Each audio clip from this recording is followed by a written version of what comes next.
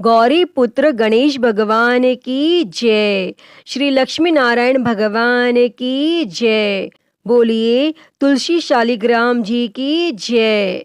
प्रिय भक्तजनों, आज आश्विन माह के कृष्ण पक्ष की द्वादशी तिथि है और आज इंदिरा एकादशी के व्रत का पारण का दिन है। यानी जिन लोगों ने कल इंदिरा एकादशी का व्रत रखा था वे आज अपना व्रत खोलेंगे और आज का दिन बड़ा ही शुभ और मंगलकारी है।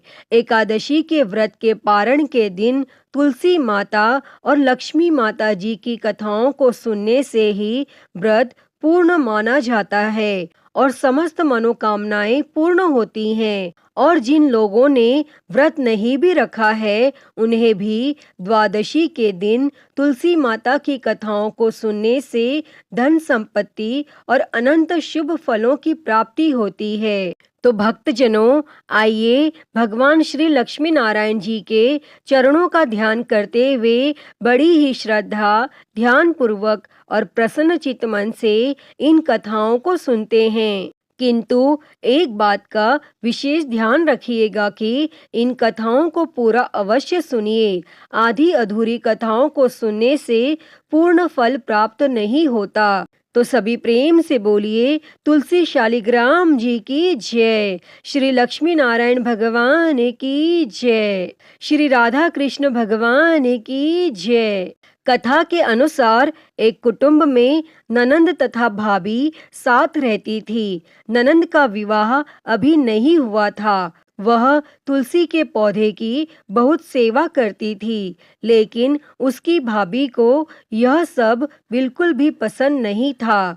जब कभी उसकी भाभी को अत्यधिक क्रोध आता तब वह उसे ताना देते हुए कहती कि जब तुम्हारा विवाह होगा तो मैं तुलसी ही बारातियों को खाने को दूंगी और तुम्हारे दहेज में भी तुलसी ही दूंगी। और कुछ समय बीत जाने पर ननंद का विवाह पक्का हुआ और विवाह के दिन भाभी ने अपनी कथनी के अनुसार बारातियों के सामने तुलसी का गमला फोड़ दिया और खाने के लिए कहा। लेकिन तुलसी माता की कृपा से वह फूटा हुआ गमला अनेकों स्वादिष्ट पकवानों में बदल गया और भाभी ने गहनों के नाम पर तुलसी की मंजरी से बने गहने पहना दिए और वे भी सुंदर सोने जवाहरात में बदल गए। और भाभी ने वस्त्रों के स्थान पर तुलसी का जनेऊ रख दिया और वह भी रेशमी तथा सुंदर वस्त्रों में बदल गया। और ननंद की ससुराल में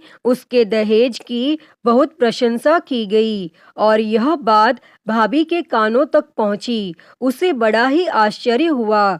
उसे अब तुलसी माता की पूजा का महत्व समझ आया और उस भाभी की एक लड़की थी। वह अपनी लड़की से कहने लगी कि तुम भी तुलसी की सेवा किया करो, तुम्हें भी बुआ की तरह फल मिलेगा। और वह जबरदस्ती अपनी बेटी से सेवा करने को कहती, लेकिन लड़की का मन तुलसी सेवा में नहीं लगता था और लड़की के बड़े होने पर उसके विवाह का समय आता है तब वह भाभी सोचती है कि जैसा व्यवहार मैंने अपनी ननंद के साथ किया था वैसा ही मैं अपनी लड़की के साथ भी करती हूँ, तो यह भी गहनों से लद जाएगी और बारातियों को खाने में पकवान मिलेंगे और ससुराल में इसे भी बहुत इज्जत मिलेगी। और तब यह सोचकर वह बारातियों के सामने तुलसी का गमला फोड़ देती है, लेकिन इस बार गमले की मिट्टी मिट्टी ही रहती है। मंजरी तथा पत्ते भी अपने रूप में ही रहते हैं और जनेऊ भी अपना रूप नहीं बदलता। तब सभी लोगों तथा बारातियों द्वारा भाभी की बुराई की जाती है और लड़की के ससुराल वाले भी लड़की की बुराई करते हैं और भाभी कभी अपनी ननन को नहीं बुलाती थी। तब भाई ने सोचा मैं बहन से मिलकर आता हूँ। तब उसने अपनी पत्नी से कहा और कुछ उपहार बहन के पास ले जाने की बात कही, लेकिन भाभी ने थैले में ज्वार भरकर कहा कि और कुछ नहीं है, तुम यही ले जाओ। और वह दुखी मन से बहन के पास चल दिया और वह सोचता रहा कि कोई भाई अपनी बहन के घर ज्वार कैसे ले जा सकता है। और यह सोच सोचकर वह एक गौशाला के पास रुका और ज्वार का थैला गाय के सामने पलट दिया। तभी गाय पालने वाले ने कहा कि आप गाय के सामने हीरे मोती तथा सोना क्यों डाल रहे हो? और यह देखकर भाई को बड़ा ही आश्चर्य हुआ और तब उसने सभी हीरे मोती तथा सोना वापस थैले में रख लिया। और भाई ने यह सारी बात अपनी बहन को बताई और बड़ी खुशी खुशी उसने सारे हीरे मोती और जेवर अपनी बहन को दे दिए और दोनों भाई बहन एक दूसरे को देखकर अत्यंत प्रसन्न हुए। अतः हे तुलसी माता, जैसी कृपा आपने ननन पर की, वैसी ही कृपा इस कथा को कहते, सुनते और हुंकारा भरते सभी पर करना। तो सभी प्रेम से बोलिए श्री तुलसी शालिग्राम जी की जय, श्री लक्ष्मी नारायण भगवान की जय। प्रिय भक्तजनों, आइए अब तुलसी माता की अगली कथा को सुनते हैं।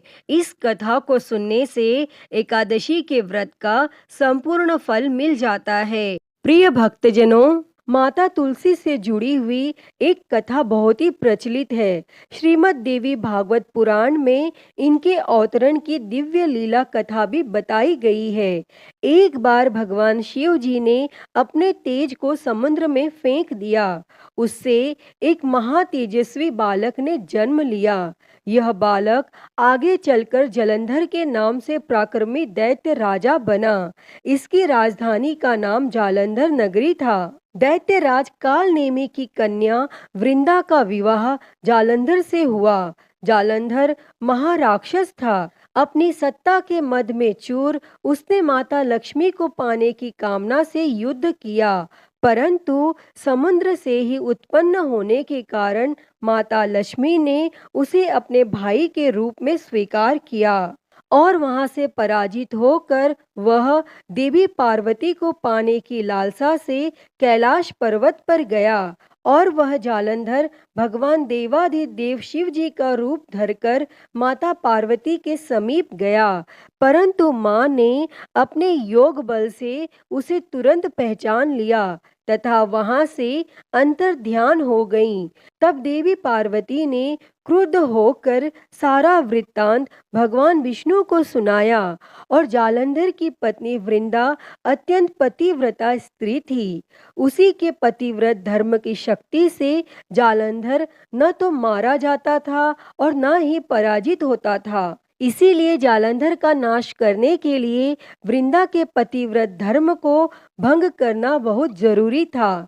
इसी कारण भगवान विष्णु ऋषि का वेश धारण कर वन में जा पहुँचे और जहाँ वृंदा अकेली भ्रमण कर रही थी और भगवान के साथ दो मायावी राक्षस भी थे, जिन्हें देखकर वृंदा भयभीत हो गई और भगवान विष्णु जो कि ऋषि के वेश में थे, उन्होंने वृंदा के सामने पल में दोनों को भस्म कर दिया और उनकी शक्ति देखकर वृंदा ने कैलाश पर्वत पर महादेव के साथ युद्ध कर रहे अपने पति जालंधर के बारे में पूछा। तब ऋषि ने अपने माया जाल से दो वानर प्रकट किए।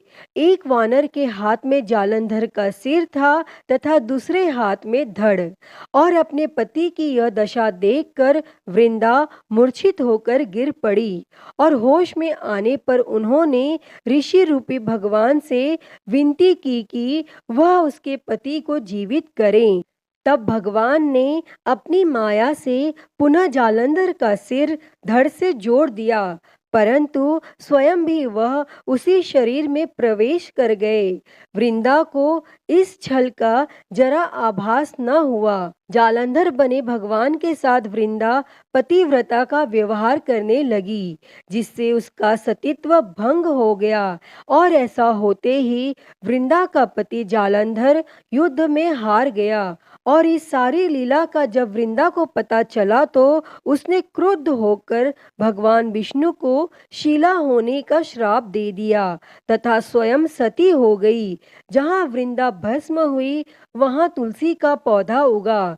और भगवान विष्णु ने वृंदा से कहा, हे वृंदा, तुम अपने सतीत्व के कारण मुझे लक्ष्मी से भी अधिक प्रिय हो गई हो। अब तुम तुलसी के रूप में सदा मेरे साथ रहोगी। और जो कोई भी मनुष्य मेरे शालिग्राम रूप के साथ तुलसी का विवाह करेगा उसे इस लोक और परलोक में विपुल यश प्राप्त होगा।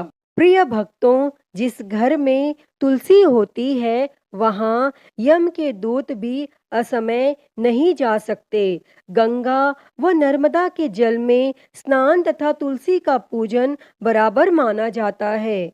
चाहे मनुष्य कितना भी पापी क्यों न हो, मृत्यु के समय उसके प्राण मंजरी रहित तुलसी और गंगा जल मुख में रखकर निकल जाते हैं।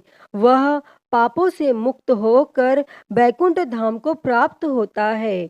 जो मनुष्य तुलसी व आंवलों की छाया में अपने पितरों का श्राद्ध करते हैं उसके पितर मोक्ष को प्राप्त होते हैं। तो सभी प्रेम से बोलिए, तुलसी शालिग्राम जी की जय, श्री लक्ष्मी नारायण भगवान की जय।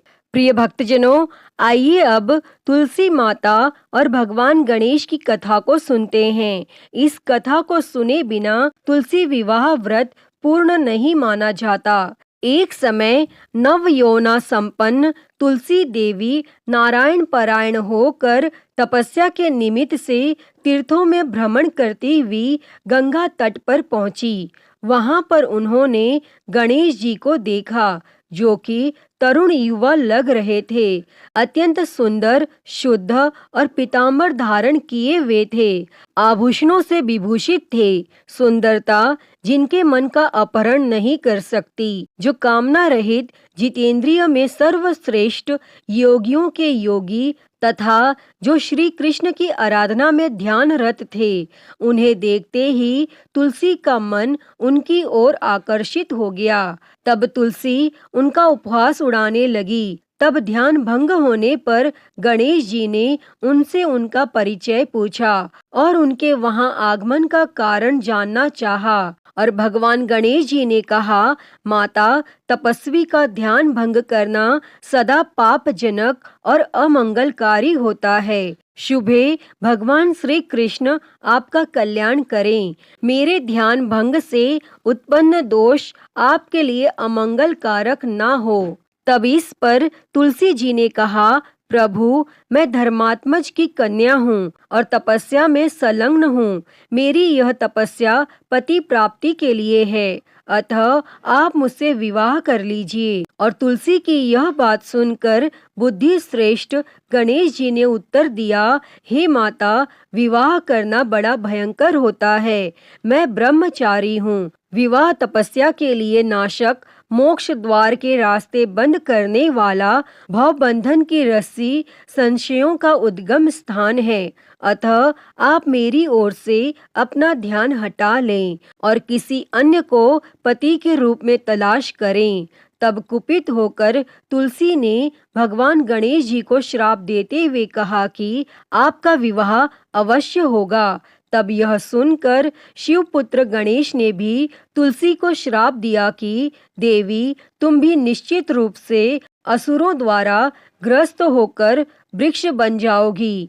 और इस श्राप को सुनकर तुलसी जी ने व्यथित होकर भगवान श्री गणेश की वंदना की। तब प्रसन्न होकर गणेश जी ने तुलसी से कहा, हे मनोरमे, तुम पौधों की सारभूता बनोगी और समयानंतर से भगवान नारायण की प्रिया बनोगी। सभी देवता आपसे स्नेह रखेंगे, परंतु श्री कृष्ण के लिए आप विशेष प्रिय रहेंगी। आपकी पूजा मनुष्यों के लिए मुक्तिदायिनी होगी। तथा मेरे पूजन में आप सदैव त्याज्य रहेंगी। ऐसा कहकर गणेश जी पुनः तप करने चले गए और इधर तुलसी देवी दुखित हृदय से पुष्कर में जा पहुंची और निराहार रहकर तपस्या में संलग्न हो गईं।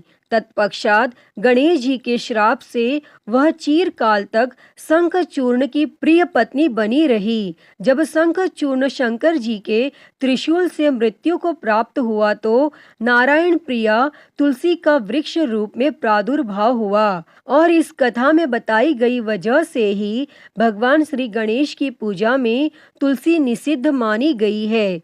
किंतु तुलसी माता को समस्त पूजन कर्मों में प्रमुखता दी जाती है। साथ ही मंदिरों में चरणामृत में भी तुलसी जी का प्रयोग होता है तथा ऐसी कामना होती है कि यह अकाल मृत्यु को हरने वाली तथा सर्व व्याधियों का नाश करने वाली हैं।